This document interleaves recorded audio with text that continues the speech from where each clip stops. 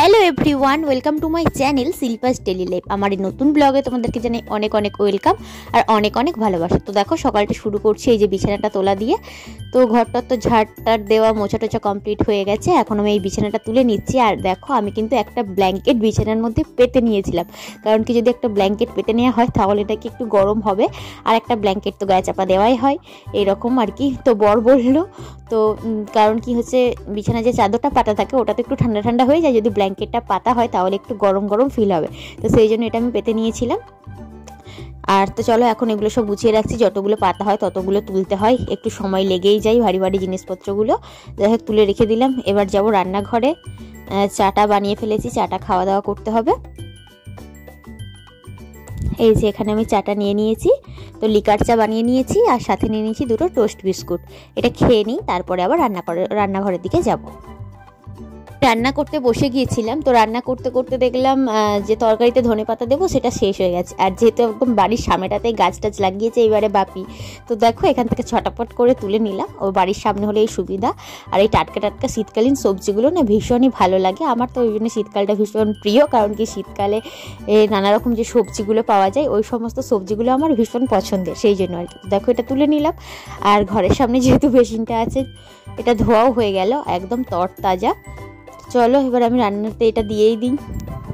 আজকে দেখো আমি রান্না করেছি ডিম ভাজা, এখানে করেছি ফুলকপি আলু পোস্ত দিয়ে ভাজা, এখানে ডাল করেছি আর বিচে কলা আলুর তরকারি করেছি। এটাতে নাকি রান্না করার পর সর্ষের তেল ভালোভাবে ছড়িয়ে দিলে নাকি খেতে আরও বেশি ভালো হয়, সেই জন্য দিলাম। আর এখানে আমি ওটসের চিলা বানিয়ে নিয়েছি সমস্ত রকম সবজি দিয়ে, এখানে গাজর, তারপর ধনেপাতা কুচি, পেঁয়াজ কুচি, ডিম দিয়ে ওটসের চিলা বানিয়ে নিয়েছি। আর এটা হয়েছিল কি যে ওটসটা আমি পেস্ট করবো ভেবেছিলাম মিক্সিতে, কিন্তু ইলেকট্রিক ছিল না, তো সেই জন্য আর পেস্ট করা হয়নি, মোটা মোটা ছিল সেটা দিয়েই বানিয়ে নিয়েছিলাম, তাই জন্য এরকম একটা অবস্থা হয়েছে।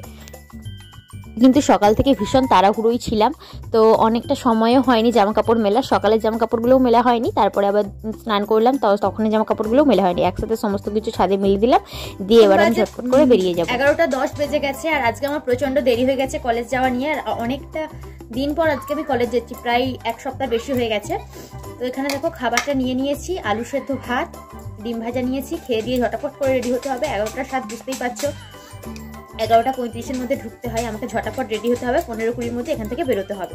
তো চলো খাওয়া দাওয়াটা করে নিই, এখনো ব্যাগ গোছানো হয়নি, ব্যাগ গোছাতে হবে। এর মধ্যে আবার কারেন্টটাও নেই ঘরে, কারেন্টটাও চলে গেছে আজকে।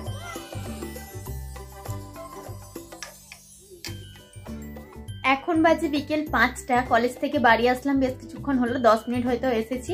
এসে একবার ফ্রেশ ট্রেশ হয়ে নিয়েছি, যেহেতু ঠান্ডাকাল পড়ে গেছে, ক্রিম টিম মেখে নিলাম মুখেতে। তো এবার ড্রেস চেঞ্জ করে নিয়েছি, সন্ধে হলে সন্ধেটা দিয়ে দেবো, 5টা 10 করে এখানে সন্ধে হয়ে যায়, সন্ধেটা দেবো, তারপরে খাওয়া দাওয়া করবো। সন্ধ্যাবেলা এখানে চা নিয়ে বসে গেছি, সাথে নিয়ে নিয়েছি 1 পিস কেক। তো অনেকদিন আগেই কেকটা আনা হয়েছিল, বড় এনেছিল কিন্তু খাওয়া হয়েছিল না, আজকে চা দিয়ে খেয়ে নিচ্ছি। শাশুড়ি মাকেও একটা দিয়ে দিয়েছি, বাপি খায় না মিষ্টি জিনিস, বাপির জন্য আনাও হয় না সেই জন্য। তো চলো আজকের মতো ভিডিওটা আমি এখানেই শেষ করলাম। কেমন লাগলো অবশ্যই কমেন্ট করে জানিও, ভালো লাগলে লাইক করো, কমেন্ট করো আর চ্যানেলকে সাবস্ক্রাইব করে দিও।